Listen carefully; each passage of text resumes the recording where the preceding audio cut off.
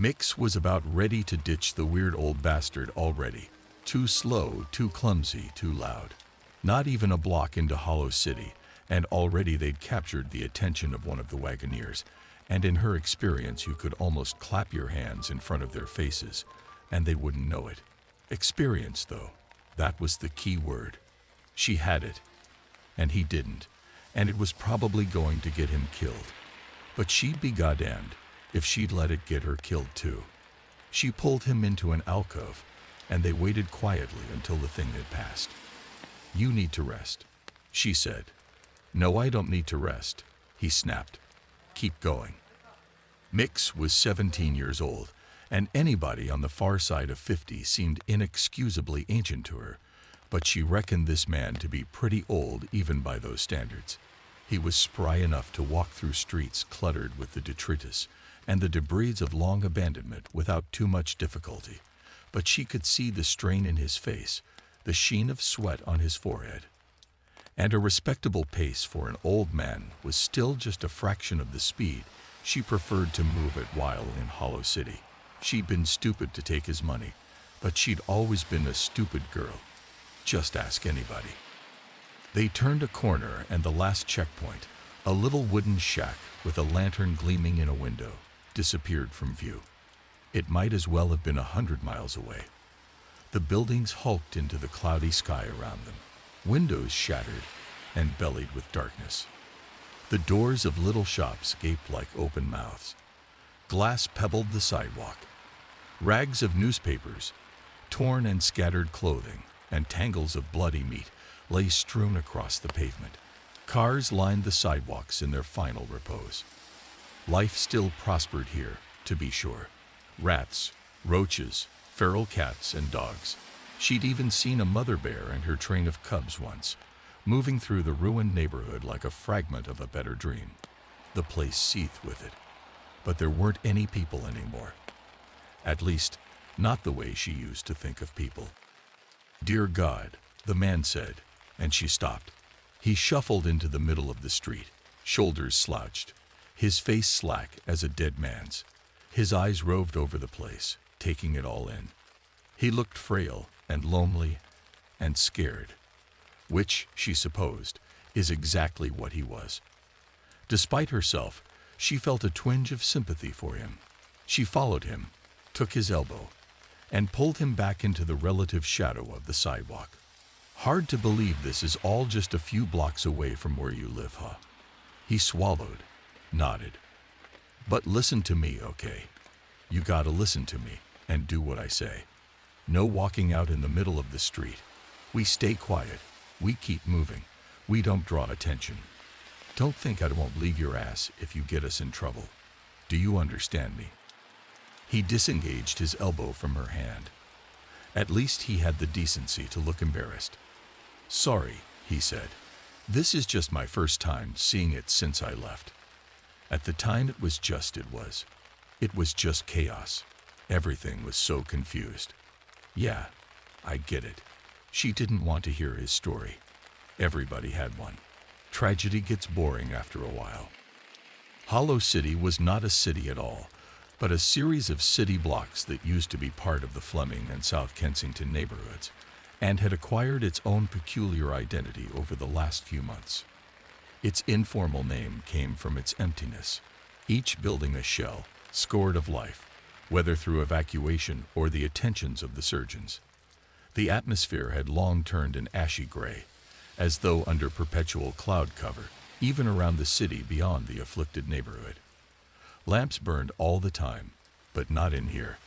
Electricity had been cut off weeks ago. Nevertheless, light still swelled from isolated pockets, as though furnaces were being stoked to facilitate some awful labor transpiring beyond the sight of the surrounding populace. "There's things coming up that are gonna be hard to see," she said. "You ready for that?" The old man looked disgusted. "I don't need to be lectured on what's hard to see by a child," he said. "You have no idea what I've seen." "Yeah, well, whatever. Just don't freak out. And hustle it up." Mix did not want to be here after the sun went down. She figured they had 5 good hours. Plenty of time for the old bastard to find who he was looking for, or, more likely, realize there was no one left to find. They continued along the sidewalk, walking quickly but quietly.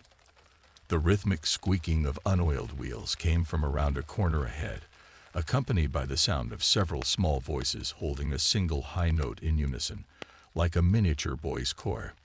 Mix put out her hand to stop him. He must not have been paying attention, because he walked right into it before stuttering to a halt. She felt the thinness of his chest, the sparrow-like brittleness of his bones. Guilt welled up from some long-buried spring in her gut.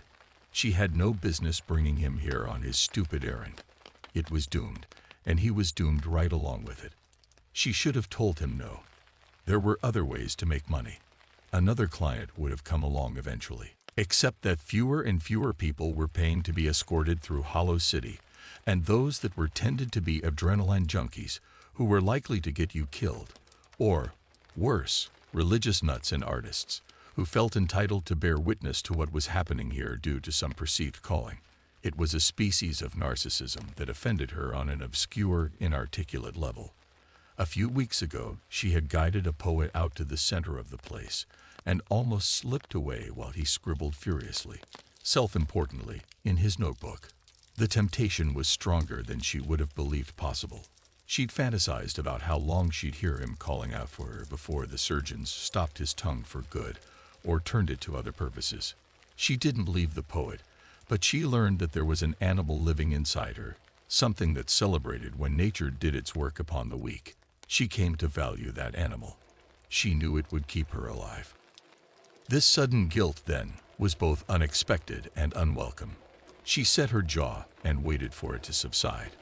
The prow of a wheelbarrow emerged from beyond the corner of the building, followed by its laden body, the wooden wheels turning in slow, wobbling rotations. The barrow was filled with the gray, hacked torsos of children, some sprouting both arms, most with less, but all still wearing their heads, eyes rolled back to reveal the whites with little exploded capillaries, standing in bright contrast to the gray pallor, each mouth rounded into an ellipse from which emitted that single, perfect note, as heartbreakingly beautiful as anything heard in one of God's cathedrals. Then the wagoneer hoved into view, its naked body blackened and wasted, comprised of just enough gristle and bone to render it ambulatory. The skin on its face was shrunken around its skull, and a withered crown of long black hair rustled like straw in the breeze. It turned its head, and for the second time that day they found themselves speared into place by a wagoneer's stare. This one actually stopped its movement and leaned closer, as if committing their faces to memory, or transferring the sight of them via some infernal channel to a more distant intelligence, which might answer their intrusion with punishment. Her gaze still fixed on the wagoneer, Mix reached behind and grabbed the old man's wrist. "We have to run," she said. The dog was gone. Carlos realized it at once, and a gravity took him, a feeling of aging so suddenly and so completely that he half expected to die right there. He looked at the kitchen floor and wondered if he would hurt himself in the fall. Instead, he pulled a chair from the kitchen table and collapsed into it, settling his head onto the table, his arms dangling at his sides. A great sadness moved inside him, turning in his chest, too big to be voiced. It threatened to break him in half. Maria had been with him for 15 years. A scruffy tan mutt, her muzzle gone gray and her eyes rheumy. They were walking life's last mile together. Carlos had never married. He'd become so acclimated to his loneliness that eventually the very idea of human companionship just made him antsy and tired. It was not as though he'd had to fight for his independence. His demeanor had grown cold and mean as he aged, not from any ill feeling toward other people, but simply from an unwillingness to endure their eccentricities. He had a theory that people warped as they age, like old records left out in the sun, and unless you did it together and warped in conformity to each other, you eventually became incapable of aligning with anybody else. Well, he'd grown old with Maria, that grand old dame, and she was all he needed or wanted. When the tremors had started in Fleming, and the night started filling with the screams of neighbors and strangers alike. He and Maria had huddled together in his apartment. He kept his baseball bat clutched in his thin, spotted hands while Maria bristled and growled at his side. She'd always been a gentle dog, frightened by visitors, scurrying under the bed at a loud knock. But now she had found a core of steel within herself, and she stood between him and the door, her lips peeled from her yellowed teeth, prepared to hurl her frail old body against whatever might come through it. That, even more than the screaming outside, convinced him that whatever was out there was something to fear. On the second night, the door was kicked in and bright flashlights sprayed into his apartment, the commanding voices of men piling into the room like something physical. Maria's whole body shook and snapped with fear and rage, her own hoarse barking pushing back at them. But when Carlos recognized what they were saying, he wrapped his arms around his dog and held her tight, whispering in her ear, "It's okay, baby, it's okay. Little mama, calm down, calm down, calm down." And she did, though she still trembled. The police, one of them sobbing unashamedly, loaded them both into a van parked at the bottom of the apartment building, not giving him any grief about taking the dog, thank God. He cast a quick glance down the street before a hand shoved him inside with a few of his terrified neighbors, huddled in their pajamas, and slammed the door behind him. What he saw was impossible. A man, 8 feet tall or more, skinny as a handful of sticks, crossing a street only a block away with eerie, dull-like grace. He was a shape in the sodium lights, featureless and indistinct, like a child's drawing of a nightmare. He was stretching what looked like thin, bloody parchment from one streetlight to another. Suspended from one end of the parchment was a human arm, flexing at the elbow again and again, like an animal in distress. He looked at his neighbors, but he didn't know any of their names. They weren't talking anyway. Then the van surged to life, moving with ferocious speed to a location only a mile distant, behind a battery of checkpoints and blockades, and rings of armed officers. Carlos and his dog were provided with a small apartment, even smaller than the one they'd been living in tenement housing, with as many of the other residents of the besieged neighborhood as could be evacuated.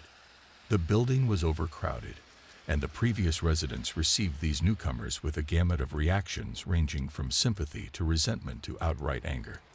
The refugees greeted their new hosts in kind. No one knew exactly what was happening in South Kensington and Fleming. Rumors spread that a tribe of kids, homeless, or in gangs, or God knows what, had started charging people to go in looking for people or items of value left behind, or sometimes even chaperoning people to their old homes. Though some minor effort had been made to quell these activities, the little industry managed to thrive. It disgusted Carlos.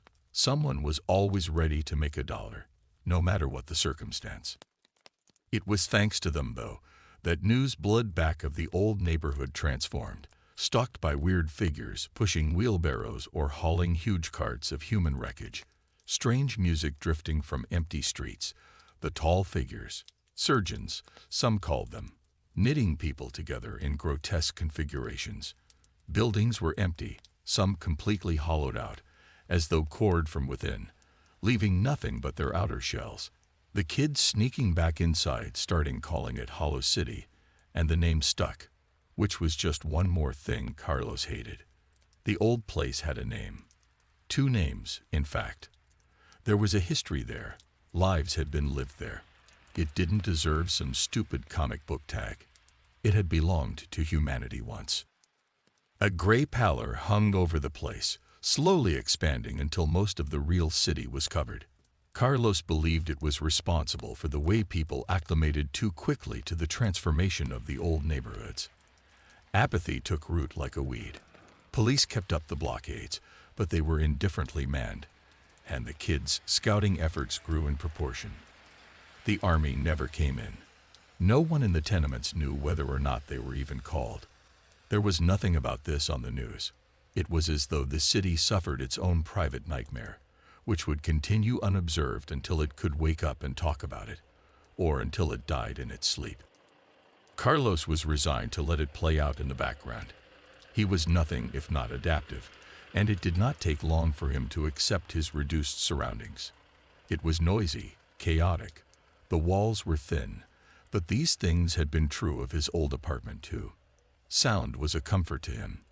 He might not have friends, but his spirit was eased by the human commotion. He would have died there, as close to contentment as he might get, if only Maria had stayed with him. He knew Maria was gone almost instantly, well before he hobbled out of bed and saw the apartment door ajar. He could feel her absence, like a pocket of airlessness, and he knew immediately that she'd gone back to her old home. What he didn't know was why. Was there something there that called her? Was she confused? Did the place mean more to her than he did? Her absence almost felt like a betrayal, like a spade digging into his heart. But she was Maria. He would go and get her. He would bring her home. When Krista entered the room, the blonde woman and her husband looked away. "Found the last one," the policeman announced to the airport attendant. "Go ahead and take a seat," he told her. It seemed to her that the whole room watched as she walked to her seat, removed her luggage, and sat down. Some of them didn't take their eyes from her even as the airport attendant began to speak. She looked at the floor. "It looks like we'll be keeping you for another hour, ladies and gentlemen," he said. The airport attendant looked around the room nervously, his hand resting on the top of his walkie-talkie. He wanted to leave. Krista could tell. He placed one foot behind him, ready to pivot him away. "The flight is having minor technical difficulties, which should be resolved within the hour." He took a breath. "But we got one request from the local authorities. You all must stay inside until the airplane lands." At the word authorities, the room's temperature changed. The blonde's husband sat up straight in his seat and began to protest, as did several other men. The children looked at their mothers. The mothers pulled their children close. What authorities exactly? A few voices asked, stepping closer to the front counter. Krista watched the airport attendant's face. He put his hand up and grimaced. "I don't have any information beyond what I have given you." "Safe from what? What kind of danger, exactly, might we be in?" A balding man in khaki pants stepped forward. He stood with two children, a boy and a girl of seemingly equal age, both thin and uncannily poised, their hair long and neat, and pulled away from their faces. They looked just like him, tall and thin with large bony elbows and hands. The attendant shook his head. "Sir, I only know what I've been told. All I know is that you are not in any immediate danger, as long as you stay in the airport." Krista felt her stomach pang. She'd been outside. Was she in danger? Or was it only right now that the outdoors was dangerous? She turned and tried to see outside the windows, but she could only see the reflection of the group on the glass. "Listen," another man said. "We need to know." But the attendant's walkie-talkie crackled, and he held his hand up, pressing it against his face. He spoke into it, a series of yeses and nos. The attendant held up one finger to the crowd, indicating just a minute, and returned to the gated doors that separated the waiting room from the security check. When he left, people looked around dazed. Some began to speak to each other, to people they would not otherwise speak to. Fear, Krista saw, made them trust each other with their own fear. They turned to each other and said plainly, "I am afraid." Not in those words, but in other words, and in the angles of their bodies, in how much closer they leaned, how much more quickly they spoke. The skinny mother with many pocketed pants called "Hey," "Hey" in Krista's direction, and she gradually realized that the woman was speaking to her. "Did you see anything while you were outside?" Krista felt the attention of the room turn to her. She shook her head. "Nothing. I didn't see anything." It was completely calm. The blonde's husband snorted. "Calm," he repeated. Krista looked at him, not sure what he meant. Did he think she was lying? "Did you see any people out there?" the woman asked, her eyes darting around Krista's head. "No, nobody but the policeman." Krista didn't like the way they watched her. Their eyes narrowed as if they couldn't quite get her into focus. The police arrived 30 minutes later. She could see their squad car's headlights momentarily illuminate the otherwise black parking lot. They did not have their sirens on, but when they emerged from the squad cars, they were wearing masks. It was difficult to see exactly what kind of masks. She had only the light from their headlights to see by. But they seemed to be gas masks. A thick tube like an elephant tusk hung down from each policeman's mouth and nose. One of the children said his mask is scary. He pointed, and they all looked out the window, some running up to press their hands and faces to the glass. The entire window was covered with people trying to see through it. Krista remained seated. She'd seen the masks and didn't know how it would help to see more. She could also feel that she was bleeding and was afraid to stand up. "Fuck this," said a young man. One of the people pressed against the glass. He was handsome in a slim, well-groomed way that made Krista nervous. Men like this didn't notice her unless she was doing something for them. Putting their call through at her office, for instance, her former office, she reminded herself, or reminding them to sign a form. They might reply thank you, while looking right through her. This man was dark-haired and wore a t-shirt of a solid, rich color, a brownish brick. He looked as if he'd stepped from an Eddie Bauer catalog. Krista's mother got an Eddie Bauer catalog every month. She remembered admiring those outdoorsy people, 30-something, financially stable, wearing primary colors and sturdy shoes. They had formed her idea of what it meant to be a happy adult. "I'm going to see what's going on here," he told the room. People around him nodded, even the mothers, who Krista thought might be offended by the fact that he had just said fuck, but maybe they excused the language in an emergency situation. The man walked up to the glass accordion doors. Before, they had immediately opened when anyone stepped close to them. Now, they didn't open. They must have cut the power to the doors. For the first time that night, she began to understand why everybody else was so frightened. It had taken her longer, she thought, because she only had herself to be afraid for. The Eddie Bauer man pounded lightly on the glass doors, which shook under his fists.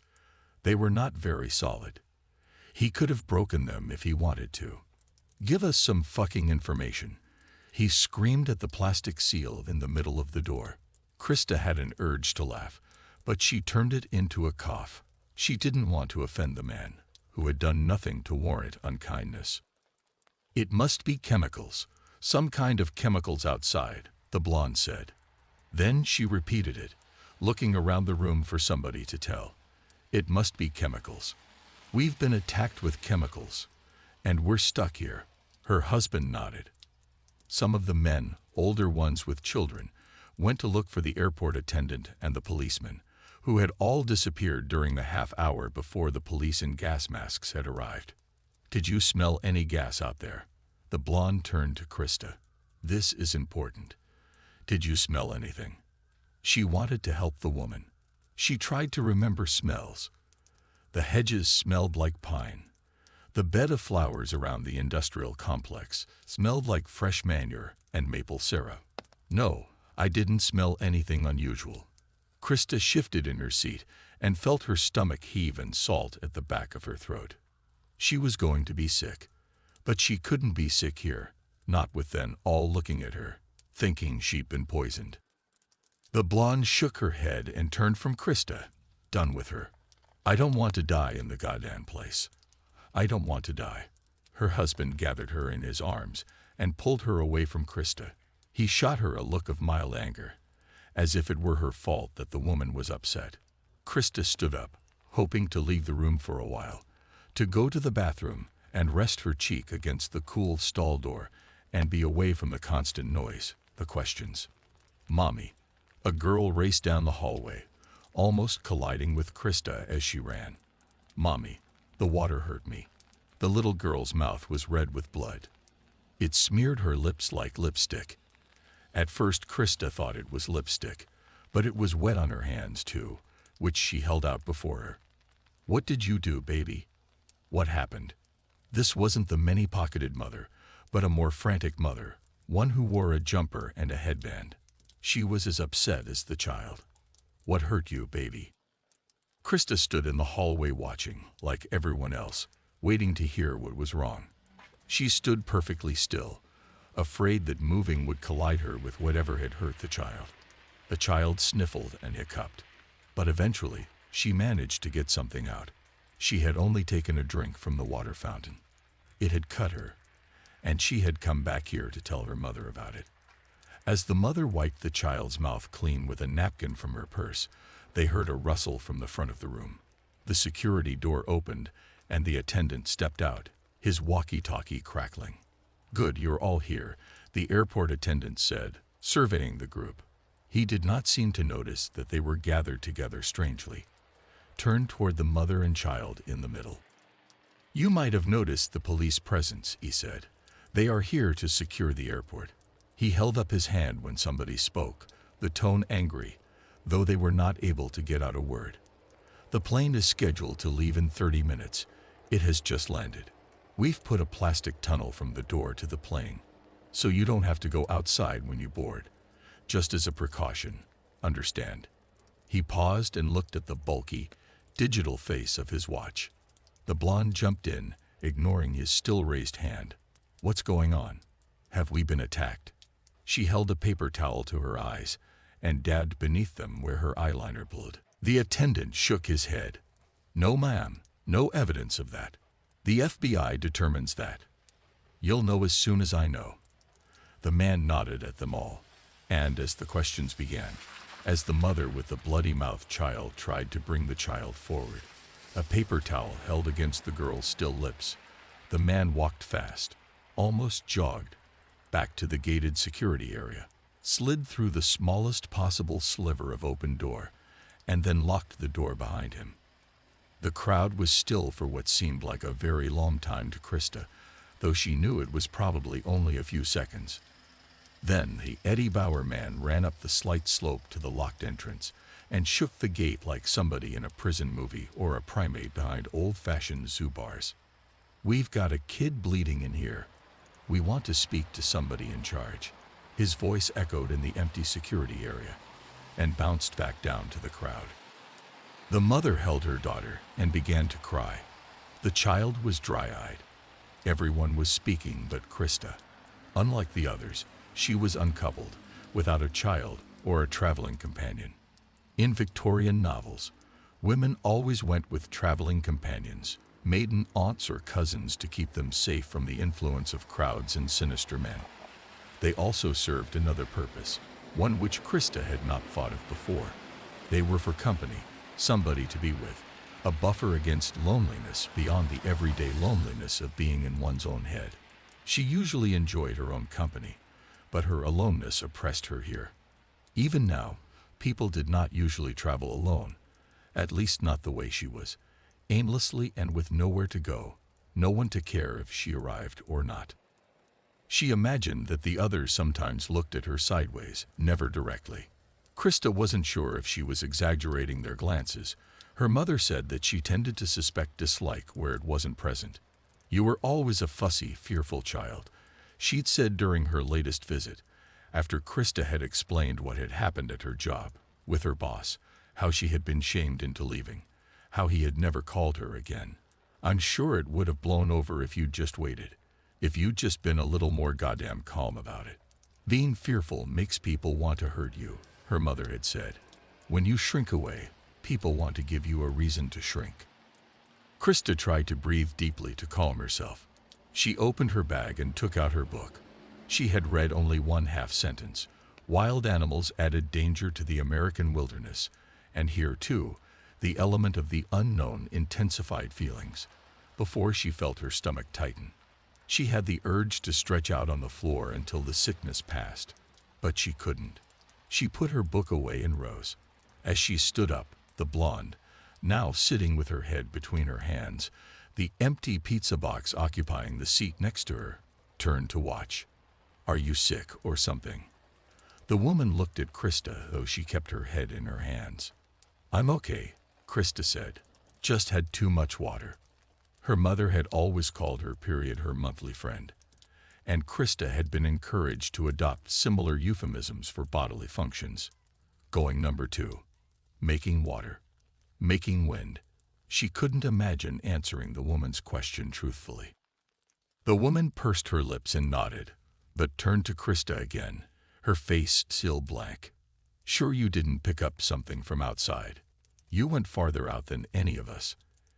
As she said this, the woman weeping on her bleeding child's blonde head looked up.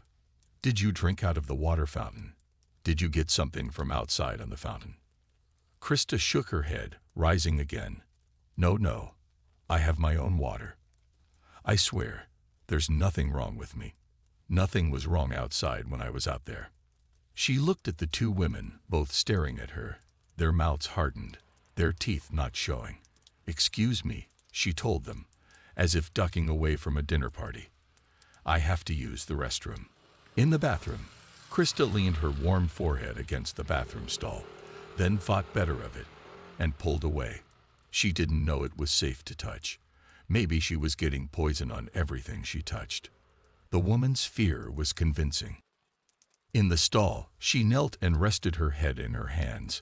Her head ached dully. She couldn't take one of the Tylenol she'd brought in her carry-on bags. She didn't have any water left in her bottle. She knelt until the sickness passed, but she had to go back. She couldn't hide. Before she left the bathroom, she caught a flash of light in the small window above her eye level. They were just outside, the men in masks. Krista wondered if she could see anything, maybe something she could tell the others about, gain their favor with, through the small rectangular window in the bathroom. She turned over the bathroom's metal trash can and climbed on it, holding the wall for balance, until she could see outside. The window looked out into the front lawn of the airport. She saw 3 figures in jumpsuits gliding their flashlights along the lawn. One seemed to be examining the grass. Another seemed to be looking at the edge of the building, where the foundation met the ground. Another was farther off, sweeping his light in the little stand of trees between the airport and the industrial complex. Their motions seemed cursory, almost mocking, as if they were only putting on a show of searching, and not even a very convincing one. Looking for someone you know. A man's voice surprised her, and Krista turned on the trash can, almost falling. It was the blonde's husband. He wasn't wearing his baseball cap, and his reddish, curly hair was flat and greasy against his head like a stack of smashed bread. You scared me, she said, not sure how to understand the man's presence in the women's room. Is something wrong with the men's room? The man shook his head. I just came to make sure you were all right. You were taking so long. His voice was wrong. It didn't match his words. He smiled at Krista and motioned for her to join him. Come on back out here. We've all got some questions. Krista nodded, though she didn't understand what he was saying. Questions for her. When she entered the waiting room, she saw that her baggage had been opened. The Eddie Bauer man had her book in his hands. He wore rubber gloves. Krista wondered where he had gotten them. Did he pack rubber gloves whenever he traveled? What are you doing? The people around him looked up at her. They had all let him do this, she could see. They all approved. We found this, the blonde said, pointing at Krista's seat. The red seat was stained black in a neat, tea saucer-sized circle. You're bleeding. Why didn't you tell us? They think I'm sick, she thought. It isn't, she began, but the woman with the many pockets interrupted her. You haven't spoken, and you're traveling here alone, he said.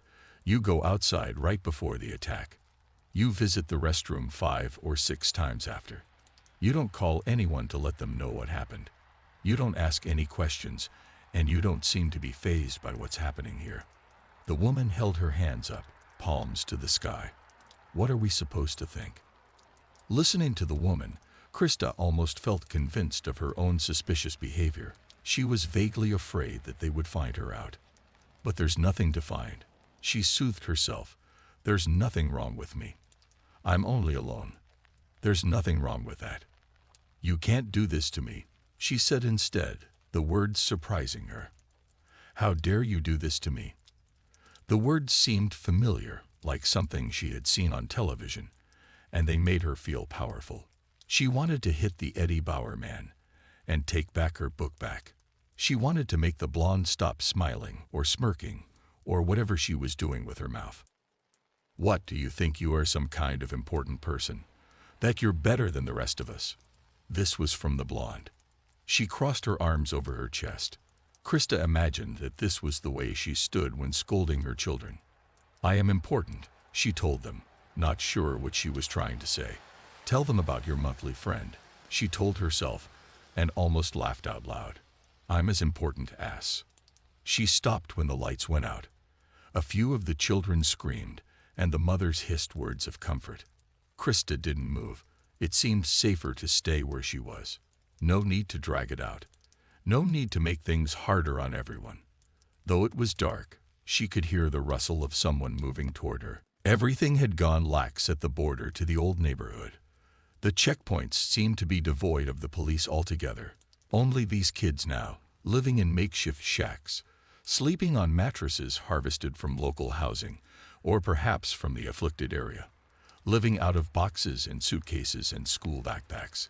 Carlos knew he ought to be grateful for it, because it would only help him get back inside.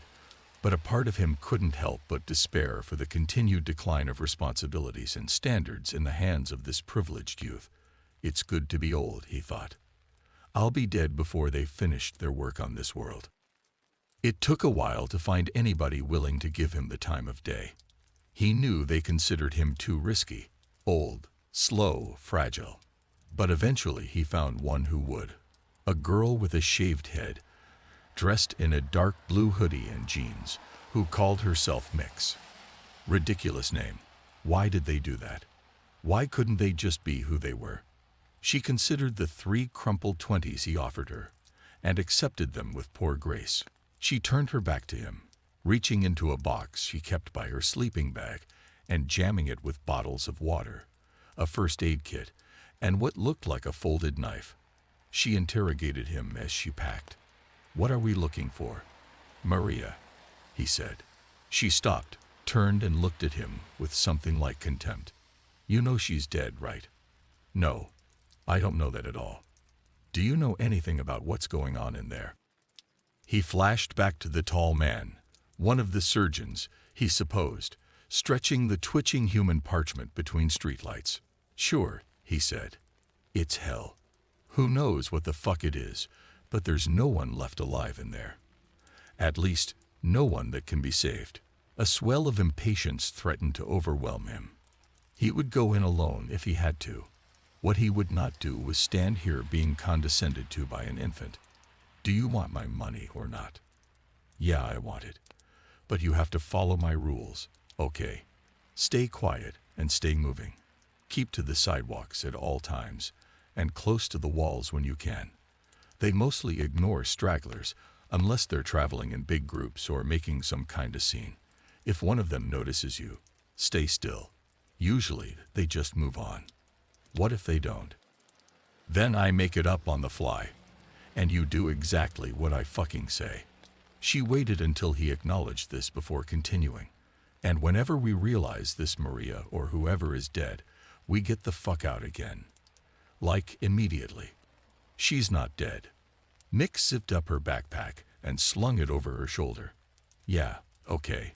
Maybe you think you're the hero in a movie or something. You're not.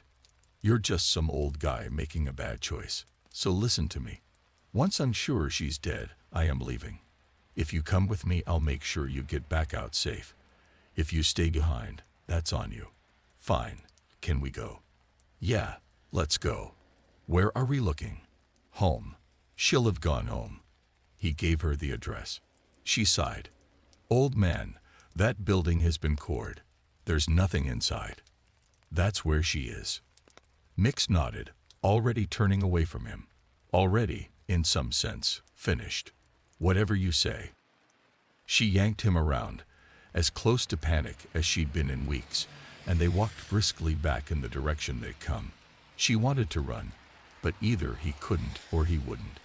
It wasn't until he wrenched his wrist free of her grip, though, that she considered leaving him there. The animal inside her started to pace. He stood resolutely in place, rubbing the place she'd grabbed him. Behind him, in the dense gray air, the wagoneer still watched, its lidless eyes shedding a dim yellow light. The thin choir of dismembered bodies held their sustained note. She'd been glanced at before, but none had ever stopped and stared until now. She thought about the knife in her backpack. An affectation. So stupid. Unless she gutted this old man right here and ran while the things fell upon him instead. "Where are you going?" he said. He wasn't even trying to be quiet anymore. His voice bounced down the empty street, came back at them like a strange reflection of itself. "Out," she wanted to say. "We're getting out." But instead, she said, "We'll go around. A detour. Hurry." She wasn't a dumb kid. She had a job. She would do it. She could handle this. "Okay," he said, showing her a little deference for the first time. He joined her, even picking up his pace. "I thought you were going to leave me." "Fuck you. I'm not leaving." She could hear the tears in her voice, and she hated herself for it. Stupid girl. That's what they called her. They were right all along. They doubled back, turned a corner, pursuing a longer route to the address. Mix glanced behind her often, sure they were being followed, but the Wagoneer was nowhere to be seen. The streets had continued to transform since last she'd been here. The Wagoneers hauled their cartloads of human remains, coming from some central location, and depositing them in moldering piles throughout Hollow City, where the surgeons continued to stitch them together into grotesque, seemingly meaningless configurations. There were more torsos like the ones they had just seen strung like bunting from one side of the street to the other, each one tuned to a different pitch. Great kites of skin flapped tautly in similar fashion, punched through with holes of varying sizes and patterns, as though a kind of Morse code had been pierced into them with an awl. Skeletal structures made from the combined parts of 100 rendered people loomed between the buildings in great, stilled wheels, fitting together like cogs in some grotesque engine. The bone wheels had been hastily assembled, still wet with blood and dripping with rags of meat. The eyes of the workers boiled with furnace light as they toiled, and the air grew steadily colder. Mick stopped, hugging the corner of what had once been a 24-hour drugstore. Blood splashed the interior of the picture window now, obscuring whatever was inside. She plotted their course in her head, and realized with a buckle of disbelief that the address they were going to, the building she knew from reports of the others had been cored from the inside, seemed to be the center of the Wagoneer's activity. If Carlos was impatient with her stopping, he gave no sign. He was leaning against the wall too, breathing heavily. His eyes were unfocused, and she wondered how much of this he was taking in. "You still alive back there?" she said. "I think so. Hard to tell anymore." He made a vague gesture. "What is all this?" "Shit, you're asking me. It's just another bad dream, I guess.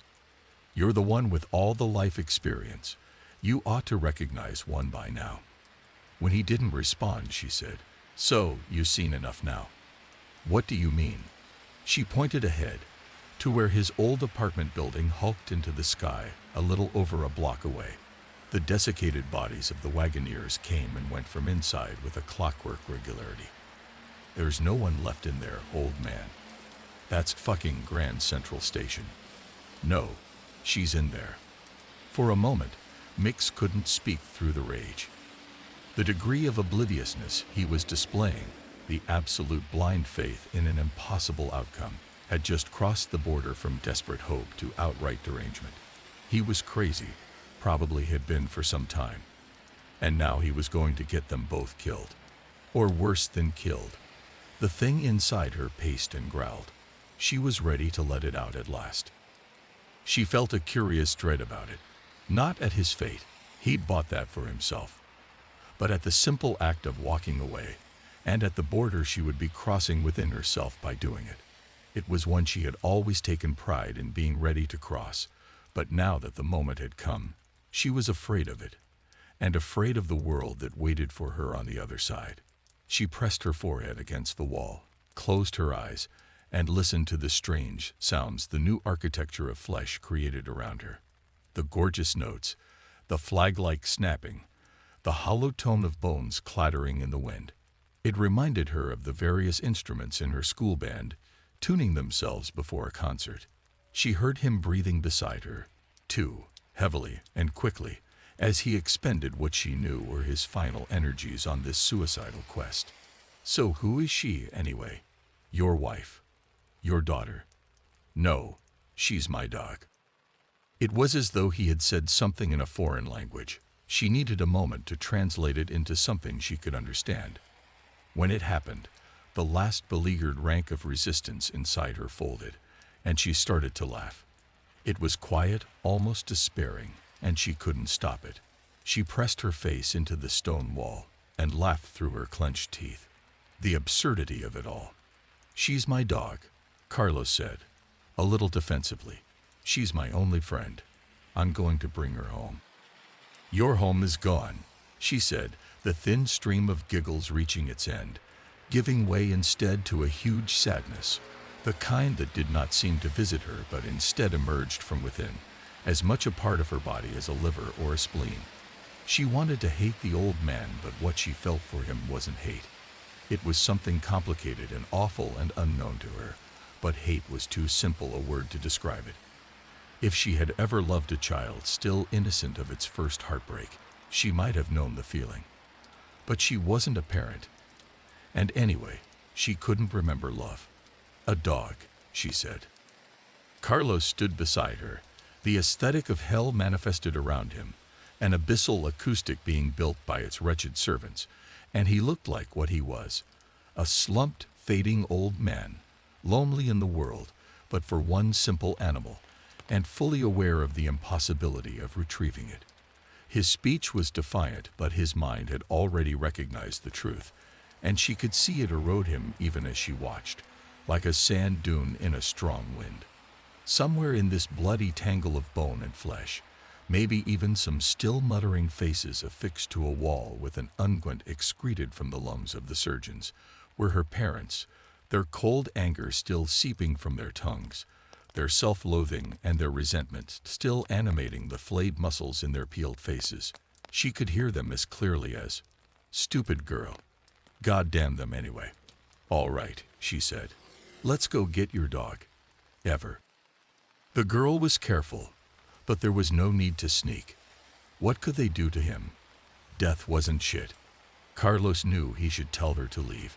It was obvious he wasn't going to be coming back, with or without Maria, but it was her choice to make. Life was long or short, and it meant something or it didn't. It wasn't his business to tell her how to measure hers. The walls of his old apartment building bowed slightly, as though some great pressure grew from within. The doors had been torn off and the windows broken, though, and he could see nothing inside but shadow. Pacing the perimeter of the building were three dark-robed figures, their heads encased in black iron boxes. They exuded a monastic patience, moving slowly and with obvious precision. The lead figure held an open book in his left hand, scribbling busily into it with his right.